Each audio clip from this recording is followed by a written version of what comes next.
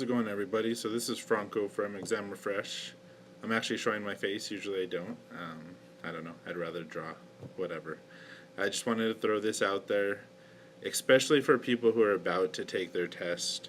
I have a couple tips, and I get emails all the time right before people test, and I want them to see this not the day before, but months before, because these are the tips that I think can help you just have a little bit better edge going in, because I've probably helped 5,000 people take their tests over the last year or two, and the ones that fail always come back to and tell me, oh, I got a 555 out of 560, or whatever. I don't know what the range is because it kind of changes, but it's always so close that if they had just had one or two more points, they probably would have passed. And I feel like there's a couple little tweaks you can make just the way you test that can help you get those extra points that are going to put you over the top. So just take these, think about them, maybe even right before you go through the test, watch this again. And then these are the tips that I use when I test, and I've learned by doing it this way you can test quicker with less stress and more confidence.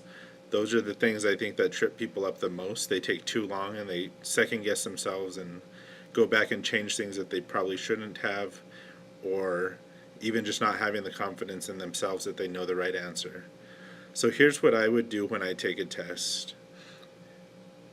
They give you a piece of paper and a pencil, yes. They don't want you to brain dump, so they don't want you walking in there and writing everything you know down, but you can. Don't write every little formula that you've ever known to man. I usually write the main ones down. You're going to write, wavelength, propagation speed, frequency. Those things, put them down. I have a good video that shows you how to write them in an easy way to help you answer questions. Just get that stuff down. If there's something that you really have a problem remembering, read about it in the car, and right before you walk in, just write that on the paper, a hint for yourself. And get that out of the way. That way you're not using your brain to try to remember these facts that you may not even need. So first off, just walk in, use your piece of paper, write down things that are going to help you on the test, and then completely forget about them. That paper's there to help you. That's the first thing I would do. The second thing I would do is I would just go through every question on the test. Don't pause, just go. Answer the first question. If you can't answer it, flag it and move on. Answer out of your gut, answer out of the top of your head, answer the ones that you absolutely know that you don't have to think about, that you don't have to worry about, and just move on. There's some that you're just going to know. They're easier. Like, why is this question on the test? It's way too easy. It's because they test everything. Just answer and go. Flag the ones you don't know and move on. The way the test is administered now is it changes. They'll ask you a question, and if you get it right, you're probably not going to see it again. But if you get it wrong, they're going to ask you it again in a different way. So if you are going through the questions and you keep noticing you keep getting the same question, maybe with different answers or worded differently, that means somewhere before you got it wrong. So those are the ones you want to flag, and you're going to go back and read through all of them and see if you can find the answer from the prior questions.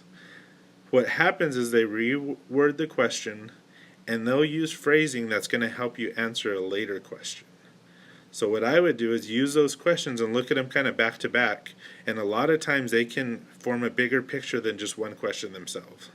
And especially if you get more and more and more of them, that means you got them wrong. So you want to be able to answer those questions correctly. So that's what I would do. Fly through the test, answer everything you can as quickly as you can, and just flag the ones you don't know. But if you keep seeing them over and over again, flag those as well. Don't go back and change anything but those ones that you saw over and over again, because it does mean that you probably missed one in the past. Then go through the questions that you flagged, and hopefully through the test you found other things that sparked your memory, or maybe you're getting more confidence because you were answering some of those easier questions and you feel more confident that your answers are correct. You're going to be able to answer a lot more of those questions. Start going back through those one at a time. Answer the ones you can. If you can't answer a question, it's going to be multiple choice. Let's say there's 4 answers. One of those is absolutely going to be wrong, and most likely 2 of those are going to be wrong. The other hint is if 2 of them mean the exact same thing, they're both wrong. So you can just throw those answers out the window. And so now maybe you have only 1 or 2, hopefully just 1, because then that's your answer. If you got rid of all the other answers because they're not right, then well, the one that's left is your answer, so that's your answer. But if you end up with 2 and you still have no clue what it is, pick the one that's closest to what you were thinking. Because you have a 50-50% chance, but most likely you do know something that's close to what one of those answers is. So just pick the one that's closest and move along. Don't even think about that question. Don't go back and change it. Don't change any of the other ones, just these ones. Go all the way through. If at the end of the day you still have 4 or 5 that you have no idea, guess. Take your best guess. Close your eyes, pick one. It doesn't matter. You've got a 25% chance out of 4, but most likely you're going to get rid of 1 or 2 of those, and you're going to have a 50-50 chance that you're going to get one right.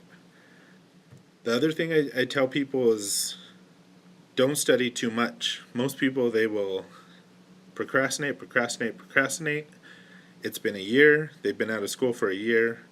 Now they have to pass their tests or their job's going to let them go because that's how the world's moving these days.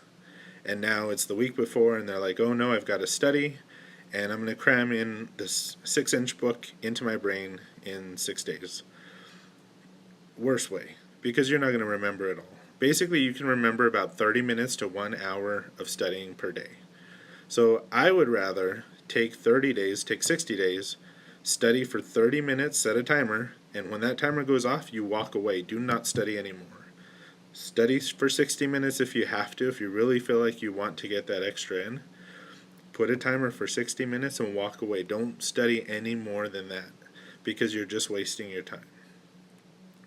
You'll do way better off if you do 1 hour a day or 30 minutes a day for 30 days than if you cram for 4, 5, 6 hours a day for the last week. Of course, what everyone always says, get a good night's sleep. It's very hard because you're going to be nervous, and everybody does that. Wear yourself out, go to a park, go to a gym, go swimming, do something, wear yourself out, get a good night's sleep, eat a good breakfast even if you don't want to. It literally, your brain needs sugar to run. We love it, that's why it's so good. Eat a good breakfast. Have confidence in yourself. I tell you, more people could pass these tests if they just had confidence. They know the material. Trust yourself. Trust what you've been doing. You've been working these machines, and you know this stuff. It's not math. It's not as much math as you think. If I want to give you a tip right now, as I know the test, study Doppler and study your formulas. Use the formulas for relationships.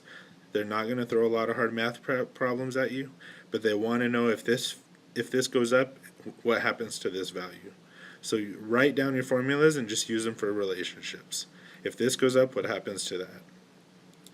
As always, if you have any specific questions, feel free to email me. I try to answer them all.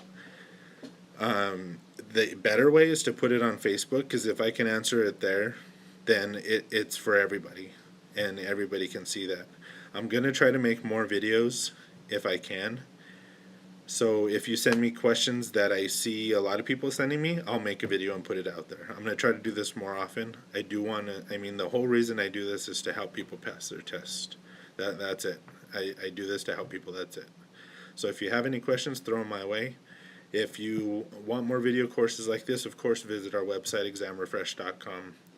And I will put a link in the description, and I'll also put a code so you guys can get 20% off. All right, take care. Good luck.